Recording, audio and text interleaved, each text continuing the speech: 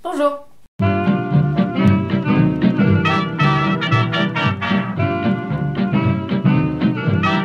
Bonjour à tous et bienvenue dans cette vidéo. Aujourd'hui nous allons parler du festival du film romantique de Cabourg 2019, présidé cette année par Sandrine Bonner. J'ai pu voir à peu près 10 films, ce qui est un score plutôt honorable, puisqu'on avait vu dans la vidéo précédente qu'il y avait presque une quarantaine de films, donc c'est impossible de tout voir, et en plus de ça j'étais bénévole là-bas, donc j'ai fait ce que j'ai pu. J'ajoute qu'il y a une vidéo surprise dans la description, donc je vous invite à aller la découvrir si vous avez l'occasion. Sans plus attendre, voici mon avis qui vaut ce qu'il vaut sur les 10 films du festival du film romantique de Cabourg 2019.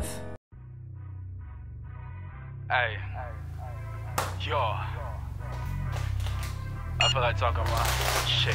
I feel like talking my shit. I feel like talking my shit. I feel like. Yves.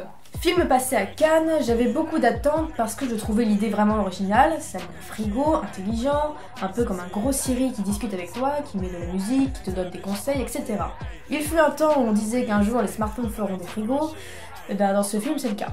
La première demi-heure a été assez intéressante car on distingue bien le pouvoir de ce frigo, son avancée technologique qui le rend supérieur à nous sur certains points, et celui d'un être humain lambda.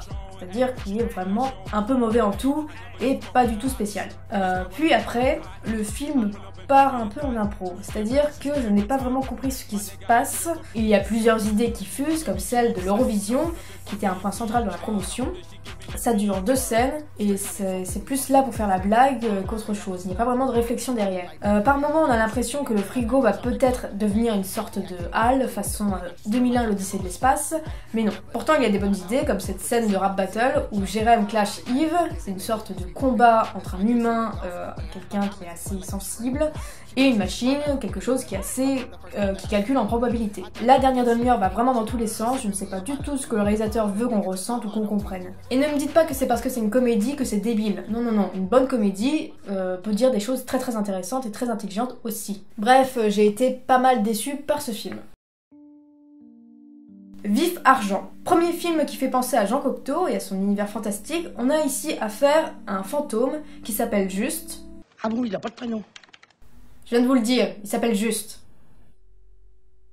C'est juste son prénom.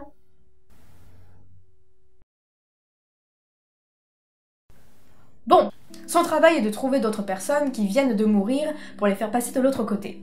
Puis un jour, il rencontre une femme vivante qui le voit et il tombe amoureux. Là où le film est intéressant, c'est ce mélange entre le visible, le monde des vivants, et l'invisible, le monde des morts, et ici, le fantôme. À plusieurs moments, nous, le public, nous allons voir le personnage qui déambule sans que les autres le voient et inversement. Il y a toute une scène comme ça où le fantôme veut parler à quelqu'un, sauf que cette personne ne le voit pas et ne l'entend pas et la caméra s'amuse à les suivre. À un autre moment, on a des voitures sans conducteur ou un vélo qui avance tout seul. Ou encore, pour signifier la présence de quelqu'un d'invisible, il y a des lumières qui s'allument au fur et à mesure pour le suivre. C'est particulier, c'est une atmosphère très simple mais très touchante avec ces thèmes. Lorsque le fantôme recueille quelqu'un, celui-ci lui raconte un souvenir très intime. C'est assez émouvant et pour moi c'est une première réussite. Vita et Virginia. Film sur une histoire d'amour lesbien entre deux auteurs de romans au début du XXe siècle, donc une période pas du tout précurseur du mouvement pro-gay ou encore féministe. À un moment, on a carrément un médecin qui dit à l'époux de Virginia Woolf qu'en gros, si elle a des maux de tête et qu'elle est malade, c'est parce qu'elle lit et écrit beaucoup trop. Mais même si j'ai beaucoup aimé la performance de Jenna Arterton, qui s'est beaucoup amusée avec des mimiques de petite fille très bourgeoise et très féminine, je trouve le film assez plat. Il ne donne en effet pas envie de découvrir les romans de Virginia Woolf. Je préfère du coup conseiller le film The Hour, sorti en 2002 avec Nicole Kidman, Meryl Streep et Julianne Moore, qui aborde Virginia Woolf à travers un roman qui réunit le destin de ces 3 femmes à 3 époques différentes.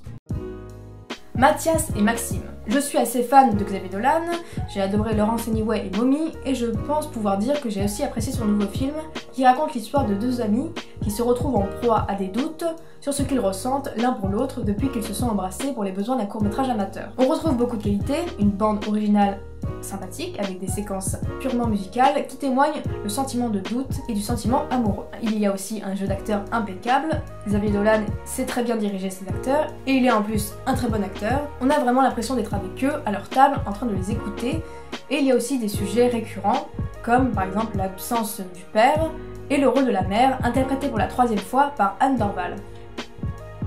Pour moi, c'est une nouvelle réussite et ce film dévoile des choses sur Xavier Dolan, des pistes intéressantes d'un point de vue théorique sur le fait d'être un acteur et réalisateur. Par exemple, à un moment, on a le personnage de Xavier Dolan qui a une tache de vin et il s'amuse devant un miroir à la cacher et dans le reflet, au bout d'un moment, lorsqu'il enlève sa main, il n'y a plus ça. On n'a plus le personnage, on a Xavier Dolan. Ou alors on a le personnage mais d'un point de vue meilleur. Du coup, on le rapproche quand même à Xavier Dolan. C'est très intéressant. Yesterday. Ce film est réalisé par Danny Boyle, un excellent réalisateur. Petit meurtre entre amis, Trainspotting, La plage, 28 jours plus tard, Slumdog Millionnaire, 127 heures, Steve Jobs et Trainspotting 2. Et ce film a un pitch tout simple. Un musicien se réveille un jour dans un monde où les Beatles n'ont jamais existé. On va pas se mentir, on est dans une nouvelle ère de la comédie musicale avec les succès comme La La Land, Whiplash, The Star is Born, Aladdin, Le Roi Lion bientôt, La Belle et la Bête, qu'est-ce qu'on a d'autre encore, Baby Driver, Bohemian Rhapsody, Rocketman, et on est en train de me dire dans l'oreillette que Steven Spielberg est en train de faire un remake pour West Side Story, la comédie musicale de l'âge d'or. Yesterday se démarque des autres en abordant une playlist liée à un groupe de musique dans un monde où il n'existe pas. C'est peut-être la meilleure façon de leur rendre hommage plutôt qu'un biopic qui s'intéresserait plus à leur vie privée qu'à leurs chansons et à la création des albums. Et les Beatles sont vraiment très populaires, leurs chansons font partie des classiques et de la pop culture, et c'est vrai que ce serait bizarre de vivre dans un monde sans eux. Vous pouvez y aller les yeux fermés, c'est un excellent film, il y a Lily James en plus dedans, et c'est le film qui a reçu le prix du public, et je l'ai vu 2 fois. Les Hirondelles de Kaboul, adaptation de Zabou Breitman et d'Eléa Kobe-Melevek, du roman éponyme, vous vous en doutez, ce film parle de la guerre et de la charia des talibans. Dans ce film, on se rend vraiment compte de la perte qu'a subi le pays à cause de la guerre. On voit des ruines d'universités, des professeurs qui n'ont plus le droit d'exercer, des livres interdits, ou encore des droits qui sont complètement absurdes, comme le fait de ne pas avoir le droit d'écouter de la musique, ou de rire trop fort dans la rue, ou encore de porter des chaussures blanches pour les femmes. On voit aussi l'hypocrisie des talibans qui rabaissent beaucoup le droit des femmes, mais qui se rendent dans une maison close sans aucun problème. Le film est en animation, c'est vrai, mais ne mettez pas vos enfants devant, on voit au début une femme se faire jeter des pierres par des gens dans la rue. C'est un film dur, mais nécessaire, ça permet de comprendre plein de choses sur, par exemple, le droit des femmes à travers le monde, qui n'est pas du tout pareil d'un pays à un autre. Celle que vous croyez. Film sorti en février 2019, il était là pour récompenser Juliette Binoche, et elle le mérite, mais en même temps on a compris depuis un certain temps qu'elle était une excellente actrice. Elle joue Claire, une femme divorcée qui se crée une fausse identité sur Facebook et qui entretient une relation amoureuse avec un jeune homme, interprété par François Civil, qui tient à la rencontrer au bout d'un moment. Le film est pas mal, il y a des rebondissements, des scènes amusantes, d'autres plus stressantes, surtout quand elle s'en mêle les pinceaux dans ses histoires. On a affaire à une mythomane assez poussée. Il y a plusieurs récits, un chez le psy, un dans le passé et un dans le roman. Ça complexifie pas mal le scénario et il y a plusieurs moments où on a des scènes où on se dit ça y est, ça va être la fin. Et en fait, pas du tout. Il y a un dernier rebondissement qui relance l'histoire, ce qui fait qu'on a des sortes d'à-coups, je trouve, dans le rythme. Mais ça reste un film que je recommande quand même. Le monde est à toi. Film sorti en août 2018, j'en avais entendu beaucoup de bien, donc j'avais des attentes et je n'ai pas été déçue. On a beaucoup d'empathie pour le personnage principal, dont l'acteur a été récompensé par la révélation masculine au festival, qui joue un petit dealer qui a un projet de vie pour devenir honnête. Mais à cause de sa mère, interprétée par Isabelle Adjani, et pas mal de problèmes, il doit trouver de l'argent, et de fil en aiguille, on a l'impression qu'il se retrouve de plus en plus dans la merde. Très bon scénario, très bon film, je suis très contente de l'avoir rattrapé. J'ai perdu mon corps. Il s'agit d'un film d'animation pour adultes, et voici 5 raisons de voir ce film. 1. Il a reçu le prix Crystal au Festival d'Annecy, plus gros festival d'animation du monde. 2. Il a reçu le prix du public au Festival d'Annecy. 3. Il a été à Cannes, où il a reçu le grand prix de la semaine de la critique.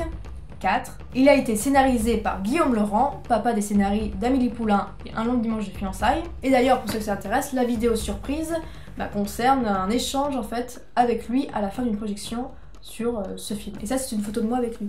5. C'est moi qui vous dis d'y aller. C'est un film qu'on m'a beaucoup vendu, à chaque fois que les gens y allaient, ils en ressortaient, ils disaient que c'était super, que c'était magnifique.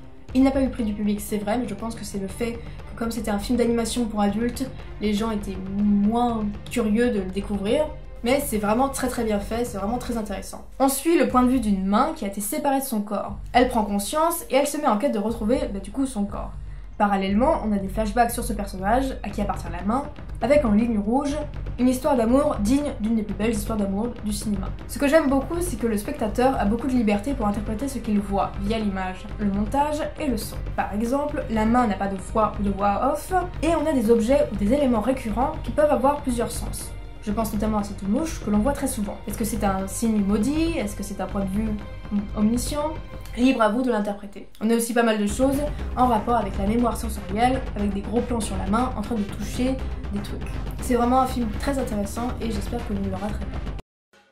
Parde para mori rovan. Il s'agit du film qui a reçu le prix du jury et présidé par Sandrine Bonner, ça a du sens. C'est un film assez intimiste, naturaliste, avec pas mal de moments d'ennui, de silence et de non-dit. Parce que c'est la campagne chilienne dans les années 90, donc il n'y a pas internet, il n'y a pas vraiment grand chose à faire.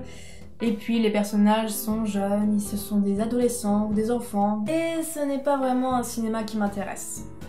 Voilà, loin de moi de le trouver mauvais, ça ne m'intéresse pas. Je m'ennuie devant ce genre de film. Ça ne veut pas pour autant dire que je suis fermée. J'aime beaucoup par exemple le cinéma des frères Dardenne, qui se rapproche un peu de ça. Mais j'ai du mal. Et je pense que le public dans la salle où j'étais a eu du mal aussi, puisque lorsque quelqu'un a bâillé un peu bruyamment, beaucoup de gens ont rigolé. Donc je pense que c'est pas... Voilà, il faut être prévenu, je pense, que c'est ce genre de film. Parce que moi je me suis par exemple ennuyée. Ça peut plaire, il y a sûrement des choses très intéressantes que je n'ai pas vues dans la mise en scène. Et voilà, je peux pas vous le déconseiller ou vous le conseiller, puisque je n'aime pas ça, tout simplement. Voilà, c'est tout pour ces 10 films vus au Festival du film romantique de Cabourg 2019. J'espère que ça vous a plu. Pour moi, le meilleur film, je pense que c'est J'ai perdu mon corps, pas très loin de Yesterday. C'était les deux meilleurs films, je pense. Il y a aussi Mathias et Maxime, c'est vrai. Mais de ce que j'ai préféré, c'est J'ai perdu mon corps. Voilà, et écoutez, n'hésitez pas à me dire en commentaire ce que vous avez pensé du festival si vous y êtes allé, ou ce que vous pensez des films si vous les avez vus, puisqu'il y en a pas mal qui étaient à Cannes. Je n'ai pas pu tout voir, j'ai vu très peu de films par exemple du jury, mais bon, c'était aussi les films en catégorie prix du public qui m'intéressaient le plus. Merci d'avoir suivi cette vidéo jusqu'au bout, j'espère que ça vous a plu, et je vous dis à très bientôt pour de prochaines vidéos. Salut!